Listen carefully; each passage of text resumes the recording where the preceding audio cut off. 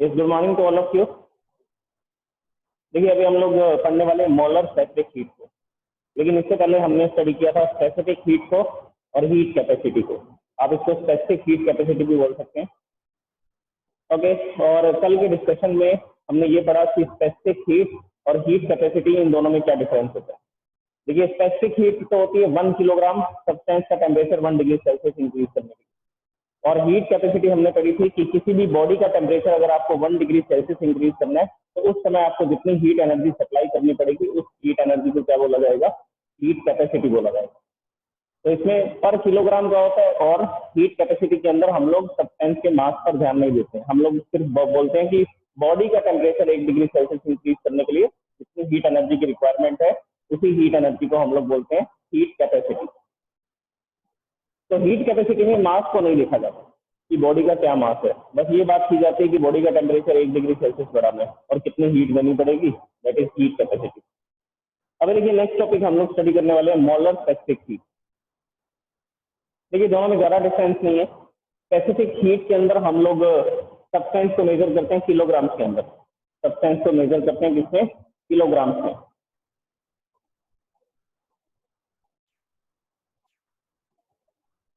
Okay, तो देखिए हम लोग बात कर रहे थे स्पेसिफिक हीट और मोलर स्पेसिफिक हीट, दोनों में ज़्यादा डिफरेंस नहीं है।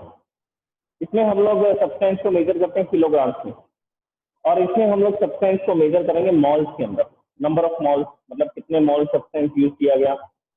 जैसे कि आपको पता है कि अगर मैं ऑक्सीजन गैस की बात करता हूँ तो 1 मॉल ऑक्सीजन गैस, O2 लिखा है मैंने, 1 मॉल ऑक्सीजन गैस कितने ग्राम में आती है, 32 ग्राम के अंदर आती है। जो 1 मॉल ऑक्सीजन गैस है वो कितने ग्राम में आती है, 32 ग्राम में आती है। तो अगर मैंने 1 मॉल ऑक्सीजन गैस को यूज किया किसी भी एक्सपेरिमेंट के अंदर तो मुझे 32 ग्राम ऑक्सीजन गैस का यूज करना पड़ेगा, मतलब कितनी क्वांटिटी लेनी पड़ेगी, 32 ग्राम। तो हम लोग इसको ग्राम्स में या किलोग्राम्स में मेजर ना करके हम लोग इसको किसमें लिख देते हैं, मॉल में। सब्सटेंस की क्वांटिटी हम लोग किसमें यूज करने वाले हैं, मॉल्स के अंदर, और you can say that number of mall. इसमें सब्सटेंस को किलोग्राम में लिखा गया, इसमें सब्सटेंस को मॉल्स में लिखा गया। तो मैं इसकी डेफिनेशन लिखता हूँ, फिर आपको इनका डिफरेंस बताता हूँ दोनों का। इसकी डेफिनेशन में तो आपको दिख रहा है कि 1 किलोग्राम का टेम्परेचर 1 डिग्री सेल्सियस बढ़ाना, उसको बोलते हैं स्पेसिफिक हीट। और इसमें देखिए क्या होगा, क्या चेंज होंगे, the heat required, or you can say that heat energy required, the heat required to raise the temperature of 1 mole of substance, to raise the temperature of 1 mole of substance through 1 degree Celsius, through 1 degree Celsius is called molar specific heat। तो दोनों की definition में सिर्फ एक ही difference है, इसमें substance को हमने किलोग्राम में मेजर किया और इसमें सब्सटेंस को हमने लिखा 1 मोल।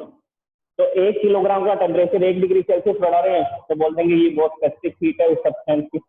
अगर 1 मोल सब्सटेंस का टेम्परेचर 1 डिग्री सेल्सियस बढ़ा रहे हैं तो बोल देंगे वो सब्सटेंस की मोलर स्पेसिफिक हीट है। तो दोनों में बड़ा ही सिंपल सा डिफरेंस है, उसमें सब्सटेंस को मास में मेजर करेंगे, किलोग्राम में मेजर करेंगे, और इसमें सब्सटेंस को नंबर ऑफ मॉल्स में लिखा जाएगा। अब फॉर्मूला में देखिए क्या चेंजेस आएंगे। अच्छा, मोलर स्पेसिफिक हीट इसको लिखा जाता है कैपिटल सी से। जो मोलर स्पेसिफिक हीट होती है उसको किससे लिखते हैं, उसको कैपिटल सी से लिखते हैं, और ये जो स्पेसिफिक हीट थी इसका सिंबल था स्मॉल एस।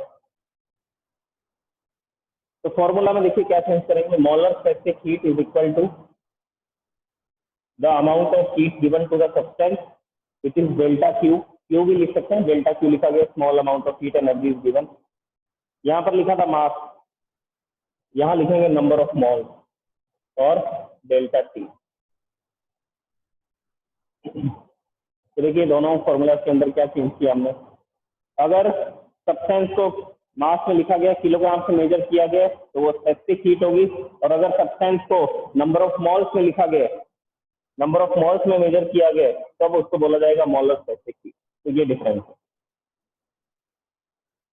अच्छा, अब यहाँ से आप डेफिनेशन भी बना सकते हैं। कैसे डेफिनेशन बनाएंगे, ये डेफिनेशन लिखी हुई है लेकिन इसको आप लोग इस तरह से भी लिख सकते हैं कि नंबर ऑफ मॉल कितना लिया, 1 mall. And change in temperature is 1 degree Celsius. तो ये दोनों क्वांटिटीज यहाँ पर पुट कर दीजिए आप, तो ये आ जाएगा delta Q is equal to C. N की वैल्यू 1 पुट कर दी, डेल्टा टी की वैल्यू 1 पुट कर दी, तो डेल्टा क्यू किसके बराबर आ जाएगा, सी के बराबर आ जाएगा। यही तो डेफिनेशन है, इसी के बेस पर तो ये डेफिनेशन लिखी गई है।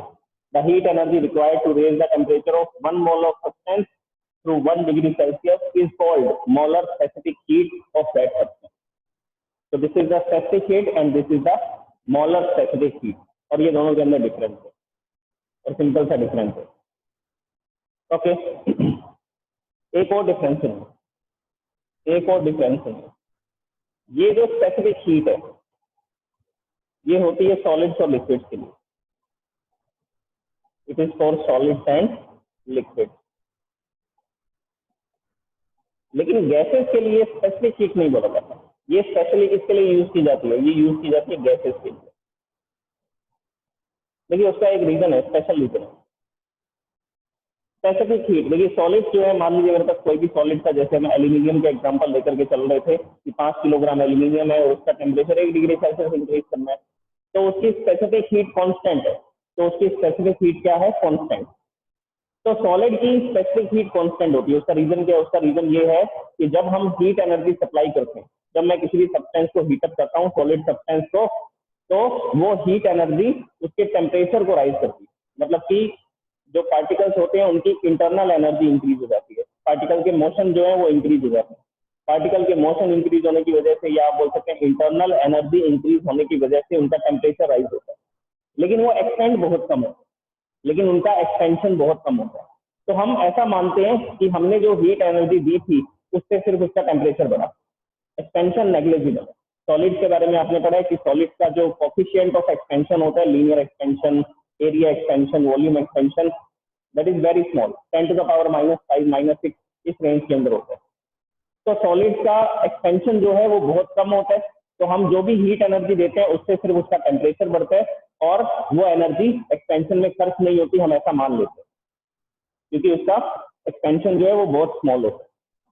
देखिए अब मैं हीट एनर्जी दे रहा हूँ सब्सटेंस को, उस हीट एनर्जी से क्या होगा, या तो उसका टेम्परेचर राइज होगा, दूसरा या वो क्या हो सकता है, एक्सपेंड हो सकता है, या दोनों काम भी हो सकते हैं, या दोनों वर्क भी हो सकते हैं। इस केस में ऐसा पॉसिबल है, टेम्परेचर राइज हो रहा है और सब्सटेंस एक्सपेंड भी हो रहा है।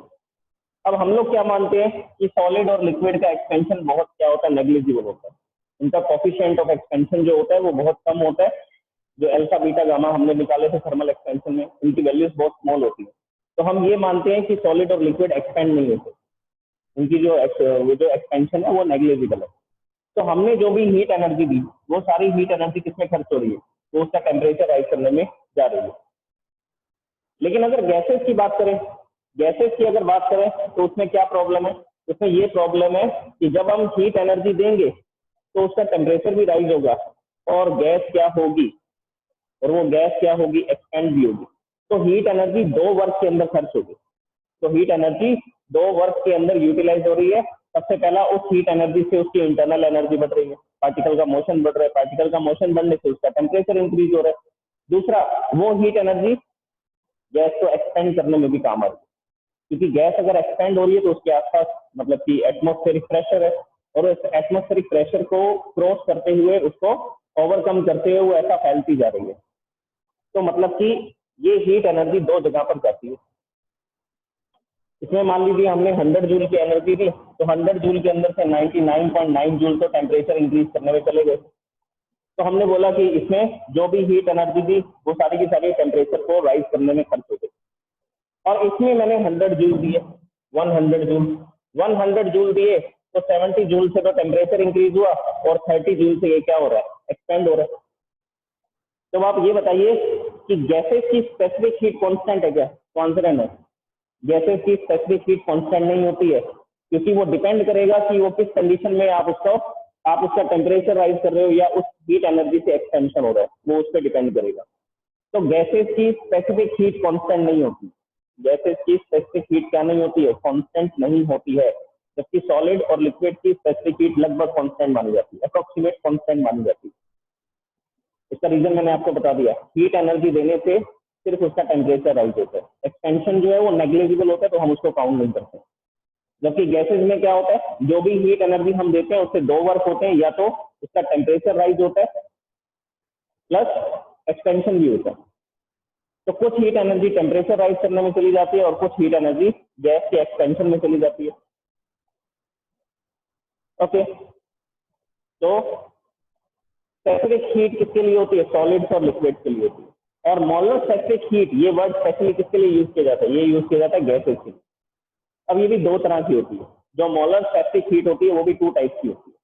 अच्छा, उससे पहले मैं आपको एक डेरिवेशन करवाने वाला हूँ, इसके टाइप्स मैं आपको बताऊंगा, लेकिन उससे पहले हम लोग क्या पढ़ने वाले हैं, हम लोग एक डेरिवेशन करने वाले हैं,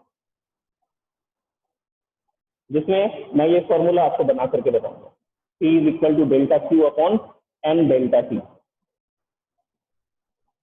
तो सबसे पहले हम लोग नंबर ऑफ मोल्स की बात करते हैं, ये क्या होता है, कैसे निकालते हैं नंबर ऑफ मोल्स। एक सिंपल सी ट्रिक आपको बता देता हूँ, हालांकि आपने केमिस्ट्री में इसको स्टडी किया होगा।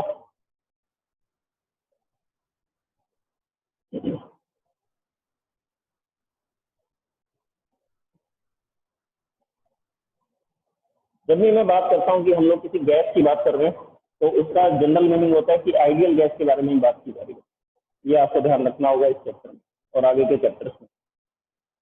ओके, अब जैसे कि मैं आपको ये बताता हूँ कि हाइड्रोजन गैस, हीलियम और लिथियम, ये सब कितने, एक मॉल के अंदर कितना सब्सटेंस आता है, कितने ग्राम आता है, तो देख लीजिए इसको कैसे फाइंड आउट किया जाता है। जैसे कि सबसे पहला एलिमेंट मेरे पास हाइड्रोजन, फर्स्ट एलिमेंट। ओके, कुछ एग्जांपल्स बता रहा हूँ, आप देख सकते हैं। प्रोटॉन, नंबर ऑफ प्रोटॉन और नंबर ऑफ न्यूट्रॉन्स लिख रहा हूँ मैं इसके अंदर। जो हाइड्रोजन है उसके अंदर एक प्रोटॉन होता है, न्यूट्रॉन होता ही नहीं है। तो इसके बेसिस पर हम यहाँ पर क्या करेंगे,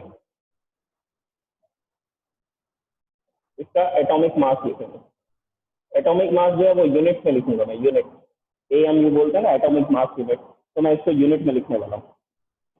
ओके, फिर हम लोग क्या करेंगे, ये जो यूनिट मास होगा इसको किस में कन्वर्ट कर देंगे, इसको ग्राम में कन्वर्ट कर देंगे। बड़ी सिंपल सी कैलकुलेशन में देख लीजिए, आपको भी समझ आ जाएगा कि किस तरह से हम लोग नंबर ऑफ मोल्स को लिखते हैं।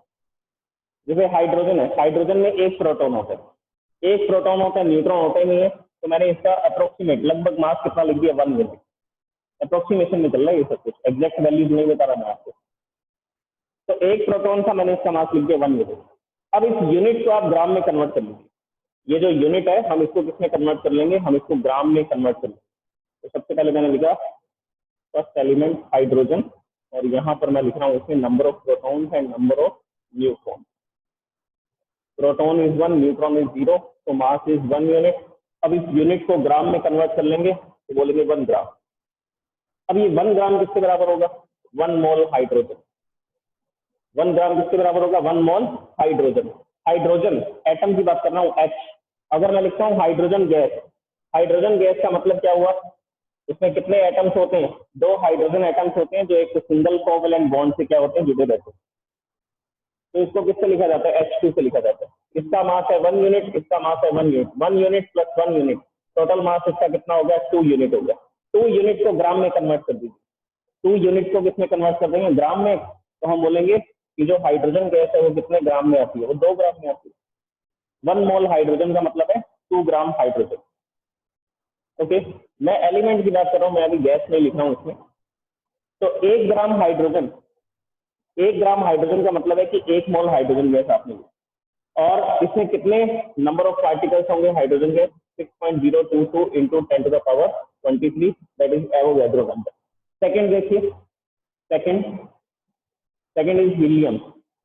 हीलियम में 2 प्रोटॉन होते हैं, 2 न्यूट्रॉन होते हैं। तो मैंने इसका अप्रोक्सीमेट मास लिखा 4 यूनिट।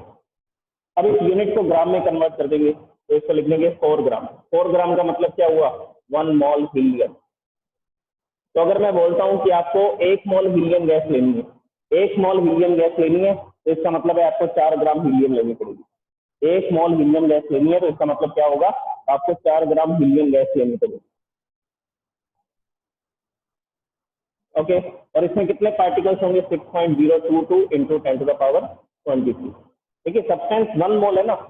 अब 1 मोल हाइड्रोजन था तो हाइड्रोजन के इतने पार्टिकल्स थे, 1 मोल हीलियम है तो हीलियम के इतने पार्टिकल्स हैं, और इतने पार्टिकल्स कितने ग्राम में आते हैं, 4 ग्राम के अंदर आ जाते हैं। उनका मास क्या होता है, 4 ग्राम। ओके, इसी तरह से कोई और एग्जांपल लेते हैं, जैसे कि नाइट्रोजन ले लेते हैं।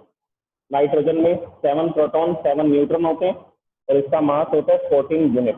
14 यूनिट को 14 ग्राम में कन्वर्ट कर देंगे, 14 ग्राम। तो ये कितने मोल नाइट्रोजन हो जाएगा? 1 मोल नाइट्रोजन हो जाएगा। 6.022 इंटू 10⁻23। इसको ध्यान से समझ लीजिए, मैं अभी आपको कुछ क्वेश्चन करूंगा, इन क्वेश्चन के आंसर आपको देने होंगे। ऑक्सीजन, ऑक्सीजन में 8 प्रोटॉन है 8 न्यूट्रॉन है, तो इट्स मास इज 16 यूनिट, और 16 यूनिट को किसमें कन्वर्ट कर देंगे? 16 ग्राम्स में कन्वर्ट कर देंगे। और 16 ग्राम का मतलब है 1 मोल ऑक्सीजन, 1 मोल ऑक्सीजन। और कितने पार्टिकल्स होंगे? 6.022 इंटू 10⁻20। ओके, तो इस तरह से हम लोग क्या कर सकते हैं? ग्राम्स निकाल सकते हैं। पूछने वाला हूँ, आप बताएंगे मुझे।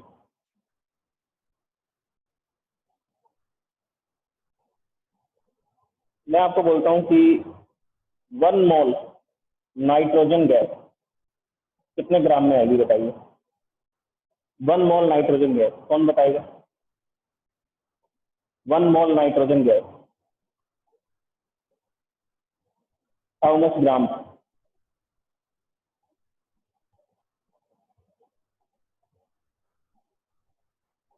यस यस, सर 28 ग्राम। 28 ग्राम, वेरी गुड। देखिए 28 ग्राम में कैसे आया? क्योंकि अभी मैंने आपको बताया कि नाइट्रोजन का जो मास है वो 14 यूनिट होता है, 14 यूनिट। और नाइट्रोजन गैस की बात कर रहे हैं तो इसको किससे लिखा जाएगा? N2 से लिखा जाएगा। ट्रिपल बॉन्ड होता है N, triple bond N, that is called nitrogen gas, N2 gas. तो 2 नाइट्रोजन के एटम्स हैं इसके अंदर और उनका मास कितना हो जाएगा? 28 यूनिट। उस यूनिट को किसमें कन्वर्ट कर देंगे? ग्राम में, तो 28 ग्राम। अगर मैं 28 ग्राम नाइट्रोजन गैस लूंगा तो इसका मतलब होगा कि मैंने कितने मोल नाइट्रोजन गैस का यूज किया? 1 मोल नाइट्रोजन गैस, तो इट इज इन द 28 ग्राम। और नंबर ऑफ पार्टिकल्स बता सकते हैं कितने होंगे इसमें? अगर मैंने 28 ग्राम नाइट्रोजन गैस लिया तो उसमें नंबर ऑफ पार्टिकल्स क्या होंगे? Avogadro's number 6.022 into 10⁻23। तो ये जो 1 मोल नाइट्रोजन गैस हमने यूज की, जैसे कि मान लीजिए मेरे पास एक कंटेनर था,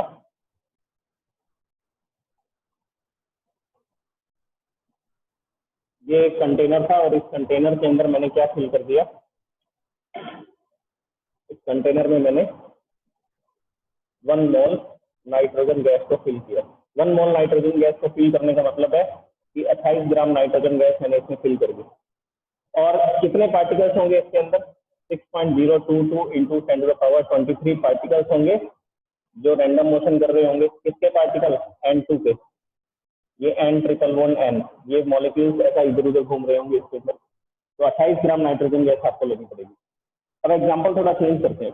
मैं बोलता हूँ 1 मोल वाटर, 1 मोल वाटर। मेरे पास एक ग्लास था, उस ग्लास के अंदर मैंने 1 मोल वाटर को फिल कर दिया। तो आप मुझे बताएंगे कि इस पानी के गिलास के अंदर कितना वाटर हमने फिल किया? This is having 1 mole water, 1 mole water है इसके अंदर। कैसे फाइंड करेंगे? देखिए, वाटर को किससे लिखा जाता है? H2O से लिखा जाता है। H2O का मतलब है कि इसके अंदर 2 तो हाइड्रोजन के एटम्स है और एक एटम किसका? एक एटम ऑक्सीजन का। तो 2 हाइड्रोजन के एटम है, हाइड्रोजन के एटम का वेट कितना होता है? 1 यूनिट। तो 2 इंटू 1, ऑक्सीजन के एटम का वेट है 16, तो 2 + 16, 2 इंटू 1 ये 2 हो जाएगा, 2 + 16 इसका मास आएगा 18 यूनिट। तो एक पार्टिकल का H2O जो एक मॉलिक्यूल है, एक पार्टिकल है, इस एक पार्टिकल का मास है 18 यूनिट। अब मैंने बोला इस यूनिट को ग्राम में कन्वर्ट कर दीजिए, तो यूनिट को मैं ग्राम में कन्वर्ट करूंगा तो इसका मतलब होगा कि 1 मोल वाटर, 1 मोल वाटर का मतलब है कि मेरे को कितने ग्राम पानी लेना पड़ेगा? 18 ग्राम वाटर का यूज करना पड़ेगा। तो अगर मैं किसी भी कंटेनर के अंदर 18 ग्राम पानी भर दूंगा, 18 ग्राम वाटर भर दूंगा, तो उसमें वाटर के कितने मॉलिक्यूल्स होंगे? 6.022 इंटू 10⁻23। कितने मॉलिक्यूल्स इस ग्लास के अंदर वाटर के होंगे? आप इसको 1 मोल वाटर भी बोल सकते हैं। 1 मोल वाटर आपको बोलना पसंद नहीं है तो आप इसको बोल सकते हैं 18 ग्राम वाटर। तो 18 ग्राम वाटर आपको लेना पड़ेगा अगर आप 1 मोल वाटर का यूज करना चाहते हैं किसी भी एक्सपेरिमेंट में, और इसमें इतने पार्टिकल्स होंगे वाटर के 6.022 into 10⁻23, that is Avogadro's number. Okay, तो इस तरह से हम लोग नंबर ऑफ मोल्स को फाइंड कर सकते हैं। अब नेक्स्ट क्वेश्चन देखिए, नेक्स्ट क्वेश्चन देखिए मेरा।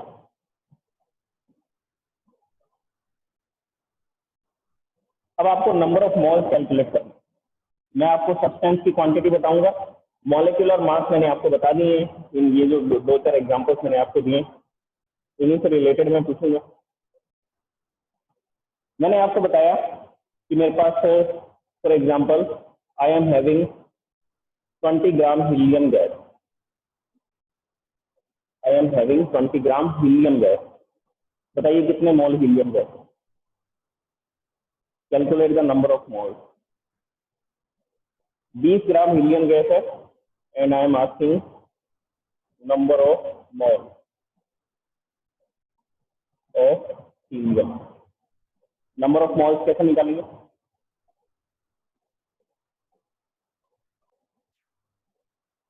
Number of moles of helium, helium के नंबर ऑफ मोल फाइंड करना। आपको दे रखी है 20 ग्राम हीलियम गैस और आपको ये पता है, अभी मैंने बताया था 1 मोल हीलियम गैस का क्या मतलब होता है?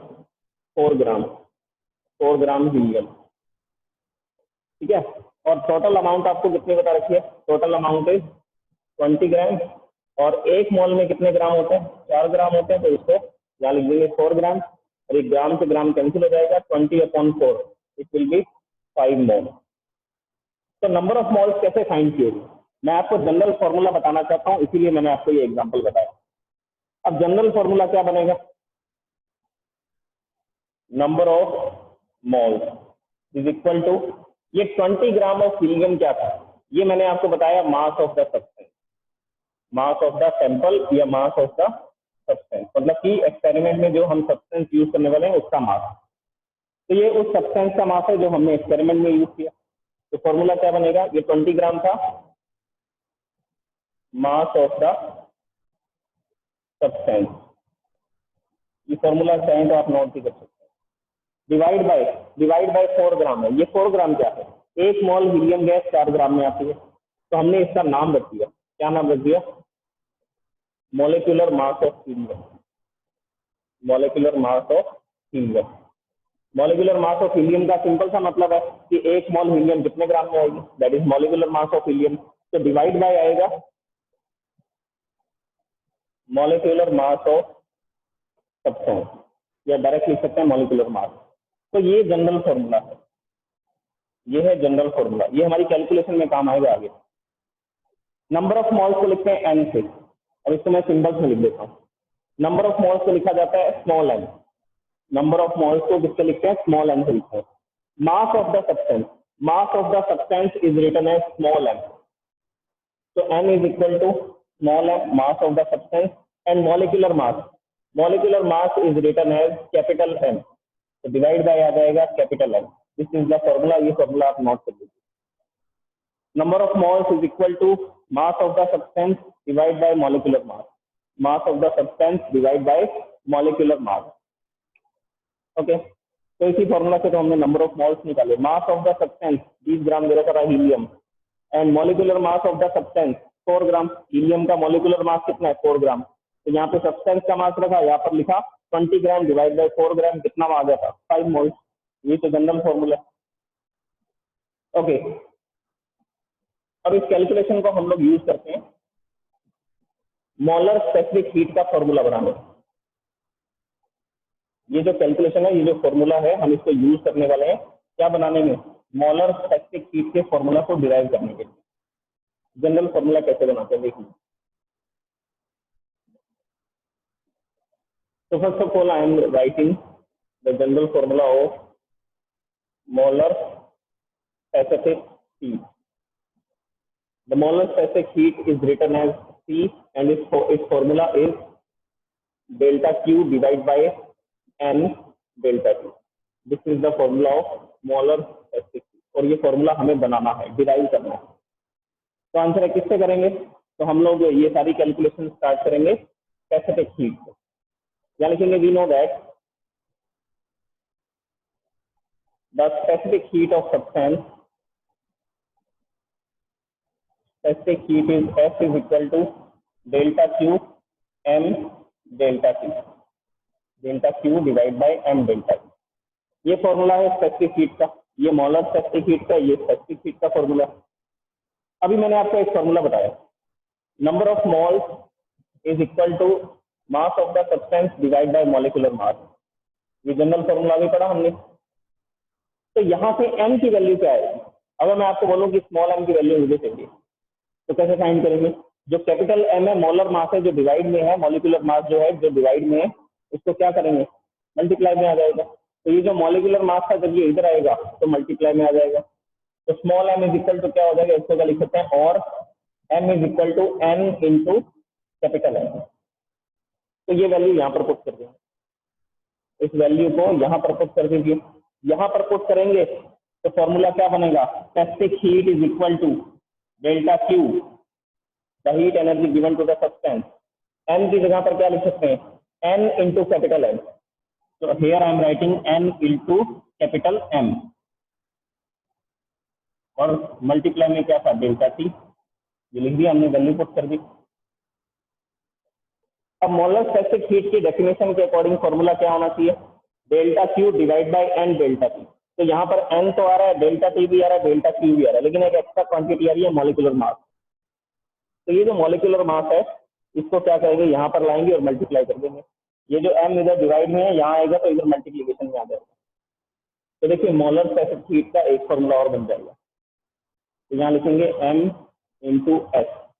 ये जो m था डिवाइड में इधर आया, मल्टीप्लाई में आ गया, और यहाँ पर क्या क्या क्वांटिटी रह गई? Delta Q divide by n delta T। And this is known as molar specific heat. ये जो है delta Q upon n delta T, इसको हम लोग क्या लिखते हैं? मोलर स्पेसिफिक हीट लिखते हैं। तो this is the derivation to find out the formula of molar specific. बड़ा सिंपल है, स्पेसिफिक हीट का फॉर्मूला यूज करना है और यहाँ पर आपको m की वैल्यू पुट करनी है, स्मॉल m की वैल्यू पुट करनी है। जो स्मॉल m की वैल्यू है वो क्या होती है? वो होती है n इंटू कैपिटल M। तो स्मॉल m की value n into number of moles into molecular mass. Number of mole into molecular mass, इनको यहाँ पर पुट करेंगे और ये जो m डिवाइड में आ रहा है इसको यहाँ मल्टीप्लाई में ले आएंगे। तो फॉर्मूला बन जाएगा m into S, molecular mass into specific heat. तो एक और फॉर्मूला हो गया इसका, मोलर स्पेसिफिक हीट का। दो फॉर्मूला हो रहे हैं, delta Q upon n delta T, और एक फॉर्मूला और बन रहा है, वो फॉर्मूला मैं यहाँ पर भी लिख देता हूँ। This is molecular mass into specific heat, molecular mass into specific heat of the substance. तो इस तरह से हम लोग मोलर स्पेसिफिक हीट का फॉर्मूला बना सकते हैं। अब कल मैं आपको ये डिस्क्राइब करूंगा कि मोलर स्पेसिफिक हीट जो वर्ड है वो गैसेस के लिए यूज किया जाता है। ये जो क्वांटिटी है ये जनरली किसके लिए यूज की जाती है? गैसेस के लिए, क्योंकि गैसेस की स्पेसिफिक हीट कांस्टेंट नहीं होती है। क्योंकि गैसेस की स्पेसिफिक हीट कांस्टेंट नहीं होती है, वो उस कंडीशन पे डिपेंड करती है कि आपने किस तरह से हीट एनर्जी दी, कंप्रेशन किया, एक्सपेंशन किया, क्या किया, तो उस पर डिपेंड करेगी स्पेसिफिक हीट गैसेस की। सॉलिड और लिक्विड में क्या बताया? सॉलिड और लिक्विड में जब भी हम लोग हीट एनर्जी देते हैं तो ज्यादातर हीट एनर्जी तो उसका टेम्परेचर राइज करने में चली जाती है, एक्सपेंशन बहुत कम होता है। तो हम लोग ये मानते हैं कि हमने जो हीट एनर्जी दी थी उससे सिर्फ टेम्परेचर राइज हुआ, एक्सपेंशन में कोई भी एनर्जी खर्च नहीं हुई। लेकिन गैसेस के साथ ऐसा नहीं माना जा सकता। क्यों नहीं माना जा सकता? क्योंकि जब भी हम हीट एनर्जी देंगे तो उससे दो वर्क होंगे, उसका टेम्परेचर भी राइज होगा और गैस हीट एनर्जी देने पर क्या होगी? एक्सपेंड भी होगी। तो एक्सपेंशन में भी कुछ ना कुछ वर्क होगा। तो हमने जो हीट एनर्जी सप्लाई की उससे दो वर्क होंगे, टेम्परेचर भी राइज होगा प्लस एक्सपेंशन भी होगा।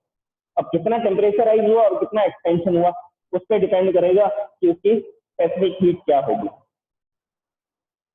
तो इसलिए गैसेस के लिए क्या यूज करेंगे? Molar specific heat. और ये मोलर स्पेसिफिक हीट के टाइप्स होंगे आगे, दो तरह की होती है ये मोलर स्पेसिफिक हीट, दो कंडीशन पे डिपेंड करती है, उसके बेसिस पर हम इसको स्टडी करेंगे।